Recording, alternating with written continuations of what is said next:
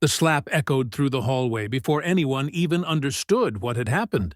The officer's hand had come down hard, a burst of anger, ego, and misplaced authority. And the young woman he struck? She didn't flinch. She didn't cry. She just stood there, perfectly still, and looked him straight in the eyes with a calmness that should have terrified him. Because in that moment, before anyone else realized it, he had just laid his hand on a fully trained Navy SEAL. Before I tell you what happened next, tell me in the comments where you're watching from. I love knowing who's listening.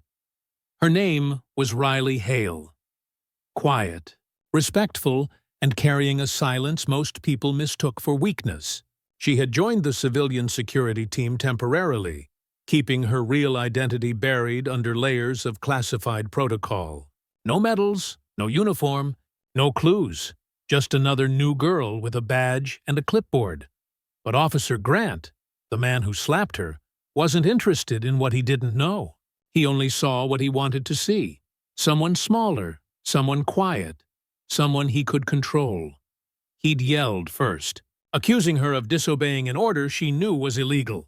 She refused to falsify a report, and his pride couldn't handle being questioned by someone who looked, to him, powerless. So he lashed out. The room went cold. Not one person moved. Not one voice rose in her defense. Fear does that.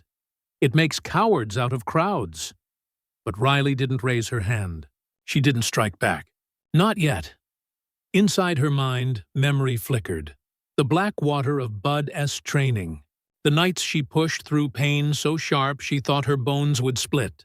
The faces of teammates who depended on her strength. She remembered the rule they lived by.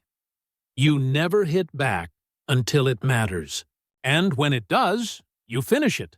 Say something, Officer Grant snapped, voice trembling now. Though he didn't understand why, Riley finally spoke. Are you sure you want me to?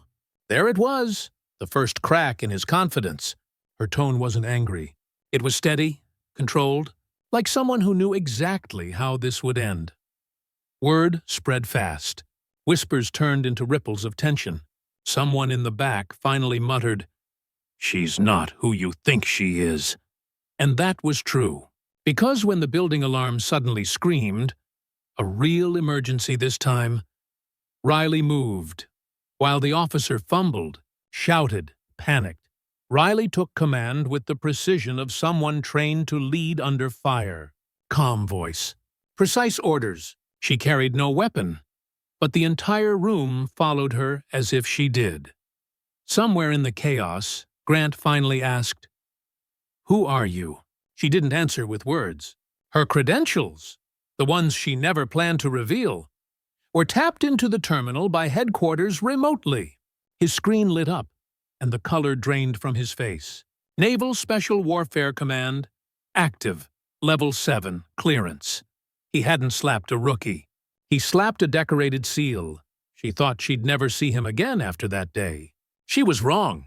Weeks later, when a scandal investigation exposed his abuse of authority, it was Riley's testimony he desperately begged to avoid. But truth has a way of arriving exactly when someone deserves it most, and she didn't ruin him. She didn't scream. She simply told the truth he tried to silence with violence.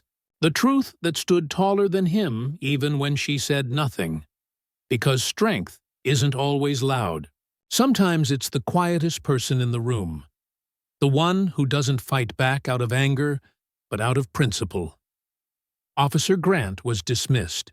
And Riley? She returned to the service she loved. Not because she wanted revenge, but because she believed in something bigger than ego or power. Honor. The world will always have people who mistake silence for weakness and force for authority. But the moment truth steps in, everything changes. Because real power isn't proven by hurting someone, it's proven by protecting them. And long after the slap stopped stinging, the lesson remained in that quiet hallway, like a ghost that refuses to leave. Even the strongest waves begin as still water. If this story moved you, share it, and don't forget to subscribe for more powerful stories like this. And in the comments, tell me this. Do you believe silence is strength? Or do you believe strength must speak?